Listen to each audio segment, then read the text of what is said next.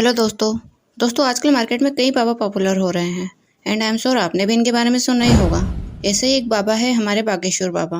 आप पूछोगे कि क्या खासियत है इन बाबा की, तो बताया जा रहा है कि बड़े ही चमत्कारी ढंग से लोगों की प्रॉब्लम को समझ लेते हैं और बड़ा चमत्कारी सॉल्यूशन भी देते हैं लोगों की प्रॉब्लम को लेकर। लेकिन केवल इतना ही काफी नहीं है, इस पर थोड़ा भड़काऊ भाषण दे दो या थोड़ा हिंदू मुस्लिम वाला नमक में छिड़क दो तो न्यूज वाले वैसे ही आपको पॉपुलर बना देंगे। इस पर रोफल गांधी ने बड़ी मजेदार बात कही कि बागेश्वर वाले बाबा जैसा पाखंड तो ईसाई मिशनरी के पास्टर और झाड़ फूक वाले मौलवी भी करते हैं, लेकिन आप सिर्फ हमारे बाबा के पीछे क्यों पड़े हो? क्या इस देश में अब हिंदू बिना रोक टोक के मूर्ख भी नहीं बन सकता? जो कि सही बात भी है दोस्तों। आज के समय में जहाँ लोग आईएएस बनते हैं, साइंटिस्ट बनते हैं, वहीं अगर कुछ लोग बेवकूफ़ बनना चाहे तो वो क्यों नहीं बन सकते बेवकूफ़? सबको इसका भी बराबर का अधिकार है और सभी धर्म के लोग इसे लेकर जागरूक भी हैं। लोग धर्मों को लेकर अलग हो सकते हैं मगर अंधविश्वास को लेकर सब एक है, क्योंकि ये हर धर्म में है। ऐसे फर्जी बाबा आपको हर धर्म में देखने को मिल जाएंगे और लोग बड़े ही लॉयल तरह से इन्हें फॉलो भी करते हैं। तो चलिए आज समझते हैं ऐसे ही कुछ फर्जी बाबाओं को और इनके फिनोमिना को। दोस्तों आज का वीडियो शुरू करने से पहले आपसे एक रिक्वेस्ट है कि प्लीज़ आज का वीडियो किसी धर्म को लेकर मत देखना, क्योंकि हम यहाँ किसी धर्म को टारगेट बिल्कुल भी नहीं कर रहे हैं। ये वीडियो बस उन लोगों पर सवाल उठाता है जो हमारे विश्वास का गलत फायदा उठाते हैं और जिन्होंने धर्म को धंधा बना दिया है। दोस्तों शुरुआत करते हैं हम बागेश्वर बाबा से, जिसका नाम है धीरेन्द्र शास्त्री। यह मध्य प्रदेश के एक गाँव से आता है और बागेश्वर धाम के नाम से एक आश्रम चलाता है। इसकी उम्र जानकर आप जरूर चौंक जाओगे। इसकी उम्र केवल 26 साल बताई जाती है। सोचकर देखिए कि केवल 26 साल का एक लड़का बाबा बन गया। अब कहीं ऐसा ना हो कि आने वाले समय में पढ़ाई लिखाई की उम्र में लोग बाबा बनने की सोच रहे हो, और ऐसा मुमकिन भी है क्योंकि साल 2008 में टाइम्स ऑफ इंडिया में एक कॉमेडी केस देखने को भी मिल चुका है। यहाँ केरला के मल्लापुरम डिस्ट्रिक्ट के आर.के. मल्लायाथ नाम के जादूगर ने लोगों को बाबा बनाने के लिए कोचिंग क्लासेस खोल रखी थी और यहाँ वो कुछ 5,000 जितनी फीस में लोगों को बाबा बनने के लिए मैजिक ट्रिक सिखा रहा था।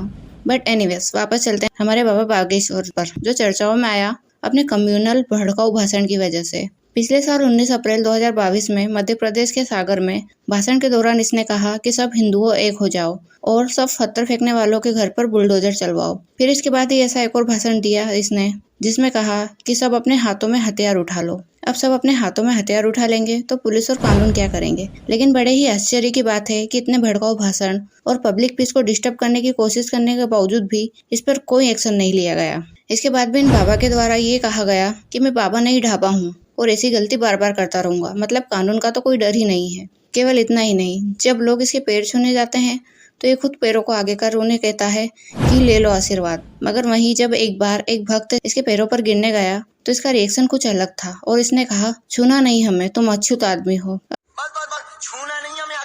अब इस पर आप बताइए कि आप क्या सोचते हैं इस सोच को लेकर। खैर वैसे अब बहुत से लोगों के मन में आ रहा होगा कि देखा तो हमने भी है कि बाबा तो पर्चे निकालते हैं और जो लिखते हैं सही लिखते हैं। तो हम आपको बता दें कि ऐसे बहुत से लोग हैं जो आपको माइंड रीड कर सकते हैं, आपको हिप्नोटाइज कर सकते हैं और भी कई चीजें जो हमारे लिए चमत्कार होती है वो इसे इजीली कर लेते हैं। और इसके पीछे कोई चमत्कार नहीं बल्कि साइंस और ट्रिक्स होती है।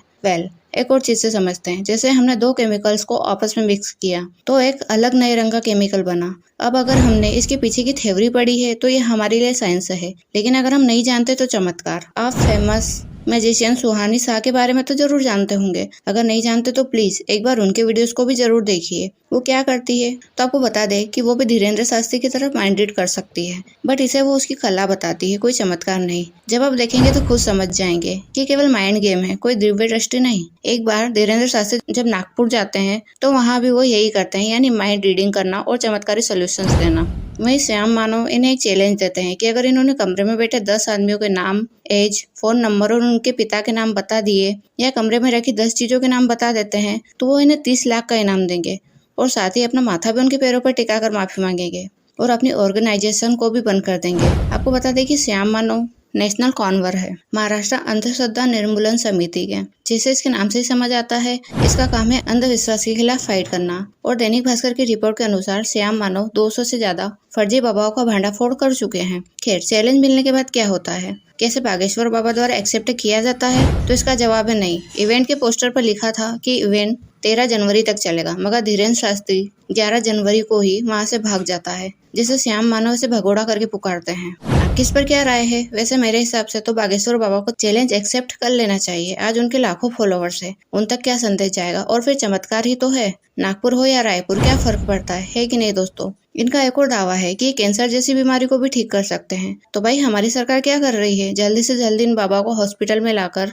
लोगों की जान क्यों नहीं बचाती, या बाबाओं को रॉ ज्वाइन करवा के सीक्रेट्स क्यों नहीं निकालती? कितने आतंकवादी हमले होने से बच जाएंगे। लेकिन ये सब होगा नहीं, क्योंकि एक बहुत बड़ा फ्रॉड है। और केवल यही नहीं, हमारे देश में ऐसे कई बाबा देखने को मिल जाएंगे, जहाँ कोई हवा से चेन निकाल देता है तो कोई पानी से पेट्रोल बना देता है। लेकिन ये तो चलो कुछ हद तक ठीक है, मगर ऐसे कितने बाबा है जो बड़े बड़े क्राइम्स जैसे murder, sexual harassment, human trafficking, kidnapping तक में इन्वॉल्व होते हैं। और अक्सर देखा जाता है कि ऐसे कई ढोंगी बाबाओं को पॉलिटिकल कनेक्शन भी सामने निकल कर आता है। ऐसे एक बाबा और है, हमारा रेपिस्ट बाबा आसाराम, जो 2013 से अरेस्टेड है और अभी तक जेल में है। मगर आज भी कितने उनके भक्त ऐसे हैं जो आज भी उन्हें पूजते हैं और मानते हैं कि बाबा को तो फंसाया जा रहा है। इतना विश्वास इन बाबाओं पर, तो आखिर ये सब क्या करते हैं? थॉमसन रेउटर्स फाउंडेशन रिपोर्ट के हिसाब से ये सब खेल दिमाग का है। आप क्या सुनते हो, क्या पढ़ते हो, उसे कम्प्लीटली मैनिपुलेट किया जाता है, जिसमें फर्स्ट स्टेप है गेनिंग ट्रस्ट। इसमें सबके तरीके अलग अलग हो सकते हैं, जैसे बीमार लोगों को ठीक कर देना, या उनके सालों से अटके कामों का उपाय दे देना, या अपने साथ कई ऐसे लोगों को रखना जो ये बता सके कि बाबा ने उन्हें कैसे ठीक किया है। और ये सब कुछ और कुछ नहीं, केवल आपका इंटरेस्ट उस बाबा पर जगाने की एक ट्रिक है। 2018 में एक बाबा, जिसे गॉडमैन ओमोजा बाबा के नाम से जाना जाता है, अरेस्ट किया गया, क्योंकि ये अपने प्रसाद में लोगों को ड्रग्स मिला कर देता था, जिससे उस ड्रग्स से आई एनर्जी को लोग बाबा द्वारा आई एनर्जी फील कर सके। लेकिन ऐसा सिर्फ हिंदू बाबा ही नहीं, बल्कि सभी धर्मों के बाबा करते हैं। केरला में भी एक केस देखा गया, जहाँ एक औरत को ब्लैकमेल किया गया उसके द्वारा बताए गए सीक्रेट्स कन्फेशन को लेकर। आमतौर पर जब कोई किसी चर्च में जाता है तो वो अपने कन्फेशन बताता है उस चर्च के पास्टर को। तो इस औरत के साथ भी यही हुआ, लेकिन फिर इसी को इसके कन्फेशन के जरिए ब्लैकमेल किया गया और फायदा उठाया गया। ऐसे और भी कई क्रिश्चियन बाबा है जो बताते हैं कि वो कितना चमत्कारी है। इनमें से एक बाबा है पास्टर बजिंदर सिंह, और ये भी बागेश्वर बाबा जैसे ही नाम बताता है, इविल स्पिरिट्स को निकालता है और बड़ी बड़ी बीमारियों को ठीक करने का दावा भी करता है। मुस्लिम फेक बाबा भी आपको देखने को मिल जाएंगे, शेख अब्दुल रहीम, अकमल रजा, हकीम बाबा जैसे कई बाबा है।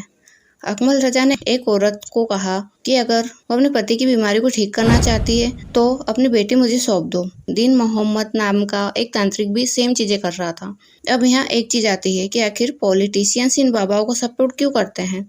तो इसका सीधा आंसर है वोट, क्योंकि इन बाबाओं के फॉलोअर्स इतने होते हैं जो कि इनके एक बार कहने पर कुछ भी कर सकते हैं। तो ऐसे में ये आते हैं इन बाबाओं के पास वोट के लिए, जिससे बाबा वोट के बदले मोटी रकम भी लेते हैं।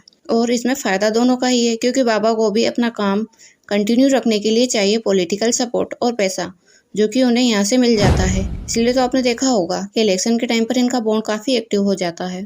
भोले भाले लोगों की आस्था का फ़ायदा उठाकर ये अरबों के मालिक और बहुत पावरफुल बन जाते हैं, और हम वहीं केवल इनके द्वारा मूर्ख बनते रहते हैं। अब हम ये तो नहीं कह रहे हैं कि हर बाबा गलत होते हैं। एट द एंड फैसला आपको ही करना है कि क्या सही और क्या गलत। हमने तो बस आपको सच्चाई से रूबरू करवाया है। किसी के खिलाफ हेट फैलाना हमारा मकसद बिल्कुल भी नहीं है। इसी के साथ आज का वीडियो यहीं ख़त्म करते हैं। आप अपनी राय कमेंट में ज़रूर दीजिए और चैनल को सब्सक्राइब करना मत भूलना। फिर मिलते हैं नेक्स्ट वीडियो में, तब तक अपना ध्यान रखना। जय हिंद, जय भारत।